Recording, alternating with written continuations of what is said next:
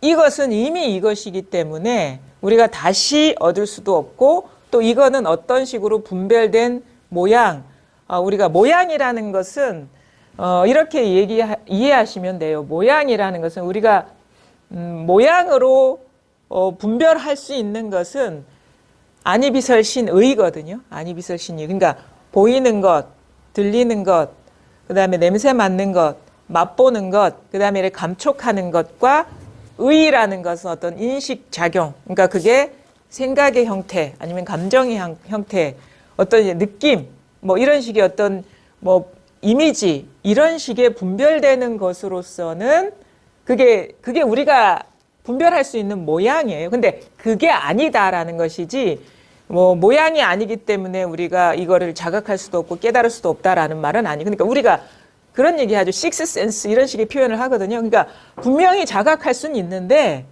뭐 전오식 아니면 육식으로는 분별할 수 없다 이거예요. 근데 대부분의 사람들이 깨닫지 못하는 이유는 분별로서 잡으려고 하기 때문에 안 돼요. 근데 그 분별로서 알려고 하고 규정하려고 하고 정의하려는 그 마음이 쉬어지면 그 모든 분별과 하나인 이것이 저절로 자각이 됩니다. 그러니까 우리가 깨닫는다라는 것은 주어가 있는 그게 아니에요.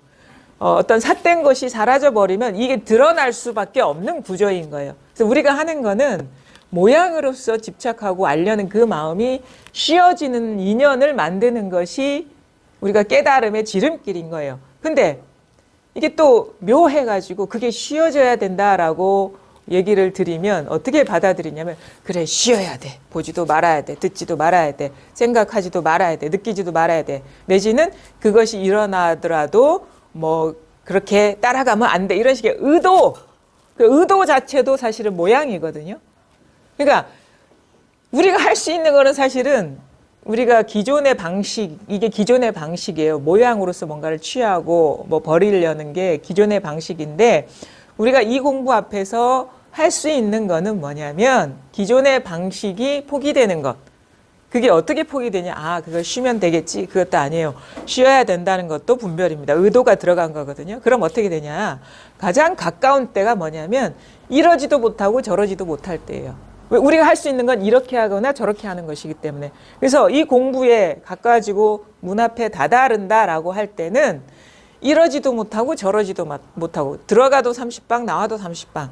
그러니까 우리가 할 수 있는 것이 도대체 아무것도 없고 마치 내가 절망스러운 상태, 그래 꽉 막힌 상태가 가장 가까운 때라는 거예요. 근데 에고, 자아의 입장에서는 가장 절망스러운 상태거든요. 그게 가장 이 공부 입장에서는 가까운 상태다 이거예요. 그래서 그럼 절망해야지. 사실은 절망해야지 할 때는 절망이 안 됩니다. 그렇죠? 그게 어떻게 설명할 수가 없어요. 근데 이 공부를 하다 보면 좌절을 경험하게 됩니다. 한 번은.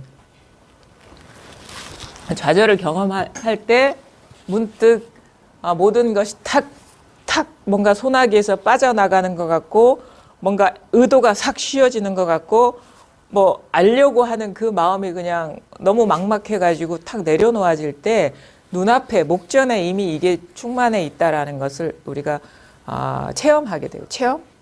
체험 이런 말도 사실은 잘못 이해하면 안 돼요. 내가 체험한다라고 생각하시면 안 돼요. 그냥 저절로 드러나서 이해나 어떤 분별로서가 아닌 이것으로서 뭔가 실질적으로 경험된다? 이런 차원인 것이거든요. 그러니까 그런 차원으로 받아들여야지 내가 어떤 주인이 돼서 뭔가를 경험한다. 이런 식으로 우리가 이해를 해버리면 자꾸 욕구나 의도를 갖고 자꾸 뭔가 하려고 그래요. 그게 거꾸로 가는 공부라는 겁니다.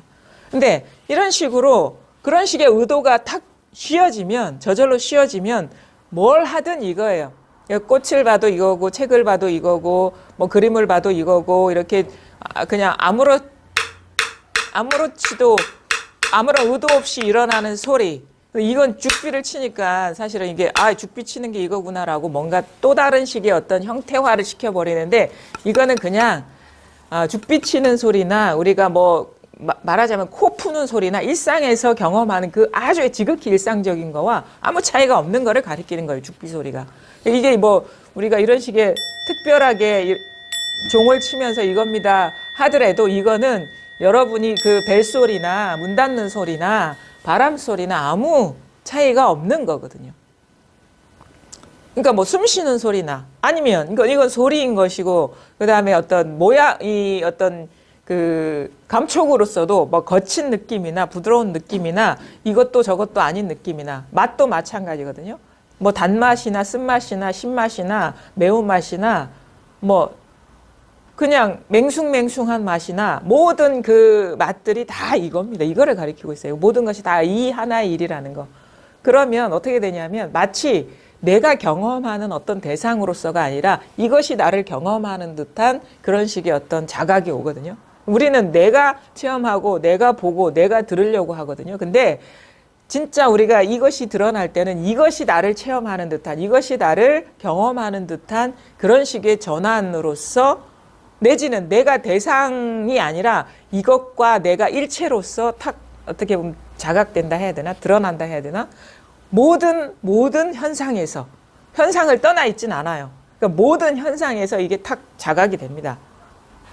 그게 우리가 소위 말해서 한솔식이라고 하는 것이고 체험이라고 하는 것인데 근데 그 체험이라는 것은 또 어떤 우리가 확연해질 때와 어떤 차이가 있느냐도 여러분은 아셔야 돼요.